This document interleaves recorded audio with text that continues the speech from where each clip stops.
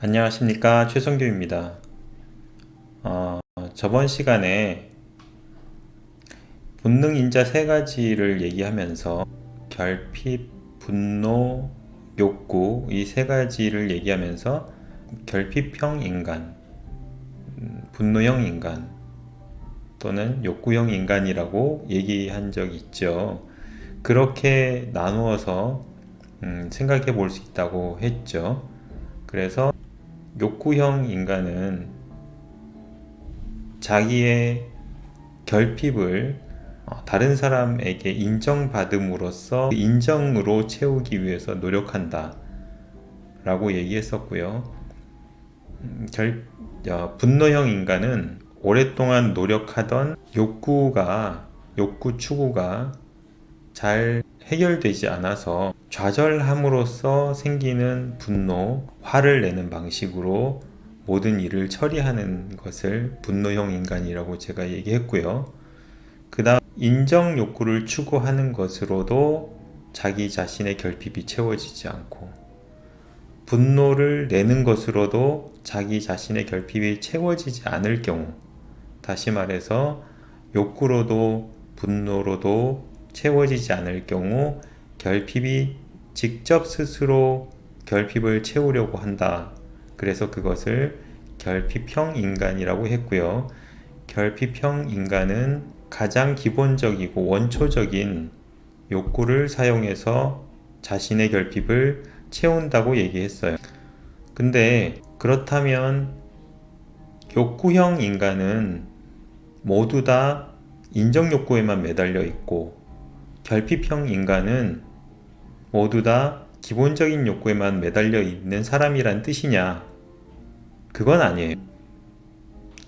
결핍형 인간도 자기의 명성과 명예와 사회적 인정을 위해서 노력하는 사람도 있어요. 그리고 욕구형 인간도 당연히 먹는 것과 잠자는 것에 집착하는 사람이 존재할 수 있죠. 그러면 이 상황에서 어떻게 구별을 할 것이냐?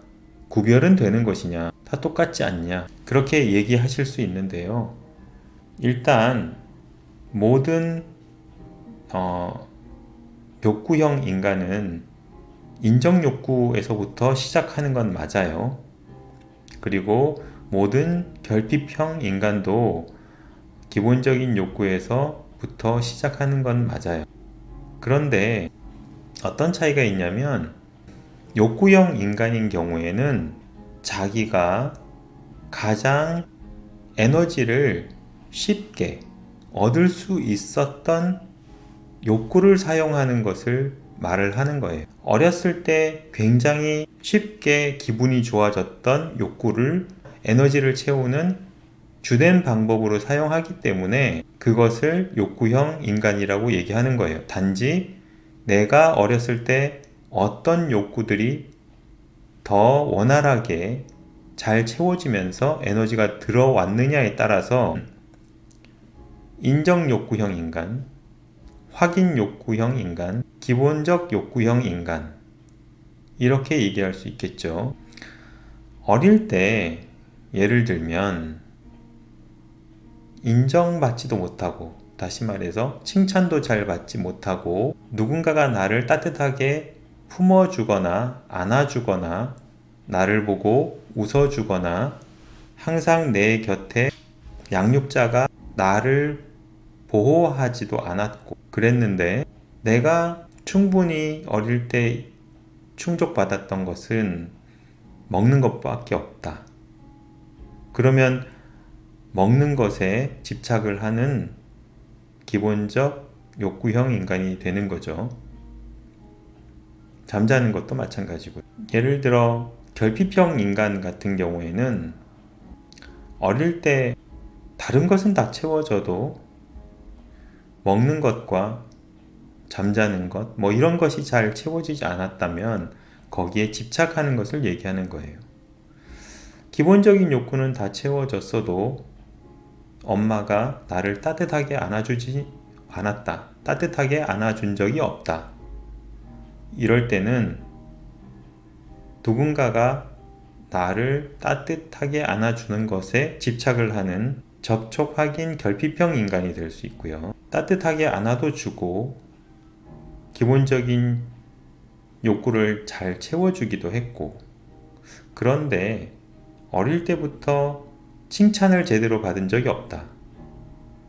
그렇게 되면 칭찬받는 것에 집착을 하는 인정욕구 결핍형 인간이 되는 것. 접촉 확인 욕구 결핍형 인간이 되는 것처럼 기본적 욕구 결핍형 인간이 되는 것처럼, 그렇게 같은 욕구를 추구하더라도 욕구형 인간과 결핍형 인간은 좀 다르다라고 얘기할 수 있어요. 그러면 스스로 자기 자신이 욕구형 인간이냐 결핍형 인간이냐, 이거를 알아채는 데는 어떤 차이가 있을까요? 제가 생각하기에는 욕구형 인간일 경우에는 자기가 그 욕구를 너무 좋아하고 그 욕구를 통해서 욕구가 채워질 때 들어오는 에너지가 너무 좋기 때문에 그것을 의식적으로 사용하는 경우라고 얘기할 수 있겠어요. 다시 말해서 자기가 의식적으로 그 욕구를 사용하려고 노력하는 것을 말을 하죠. 그럴 경우 욕구형 인간이라고 얘기할 수 있을 거예요. 한편으로 결핍형 인간이라고 얘기한다면 그 욕구에 대해서 결핍이 있기 때문에 그 결핍은 안 좋은 기억이고, 그 결핍에 덩달아 생겨난 분노 때문에 그 분노를 억압을 해야 되거든요. 그렇게 되면 그 분노를 억압하느라고 심리적 관성이 생기게 돼요.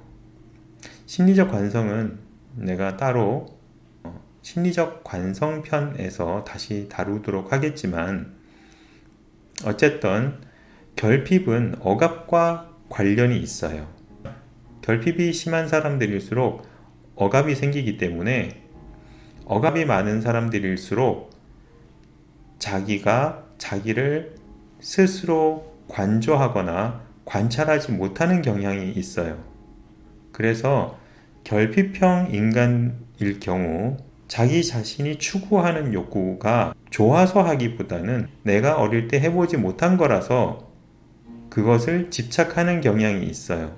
그렇기 때문에 거기에 몰입을 하게 되어서 자기가 지금 어떤 욕구에 집착을 하는지 자기에 대한 관찰이 잘 일어나지 않아요. 관찰을 잘 못한다는 얘기죠. 예를 들어 내가 맛있는 음식을 두고 먹으면서 정신을 못 차리고 허겁지겁 먹거나 폭식을 하게 되는 경우, 그렇게 다 폭식이 끝나고 나서 뒤돌아 생각하면 내가 왜 이랬지? 이렇게 먹으면 안 되는 건데? 라고 후회할 정도로 넋이 나가 있는 상태에서 하는 행동들을 결핍형 인간의 특징적인 행동이라고 얘기할 수 있겠어요. 다른 한편으로 욕구형 인간들은 자기가 그 욕구를 추구했을 때 들어오는 에너지와 즐거움을 알고 있기 때문에 그 욕구를 의식적으로 추구하는 것을 알 수 있어요. 다시 말해서 자기가 무슨 욕구를 추구하는지, 무슨 행동을 하고 있는지, 할 것인지 스스로 잘 알고 계획적으로 행동한다는 걸 알 수 있죠. 그렇게 결핍형 인간과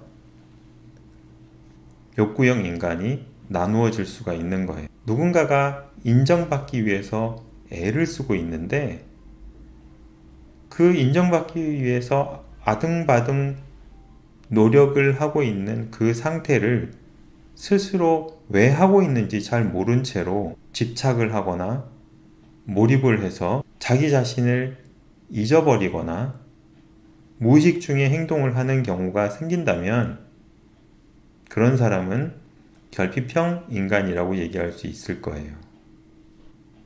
그럴 경우 어떤 문제가 생기냐면 다른 사람에게 인정받기 위해서 열심히 에너지를 다른 사람에게 주다 보면 다른 사람이 과도하게 또는 부당하게 에너지를 요구할 때 제어가 안 되는 거죠. 무의식적으로 일어나고 있기 때문에 달라면 달라는 대로 다 줘요. 자기가 힘듦에도 불구하고.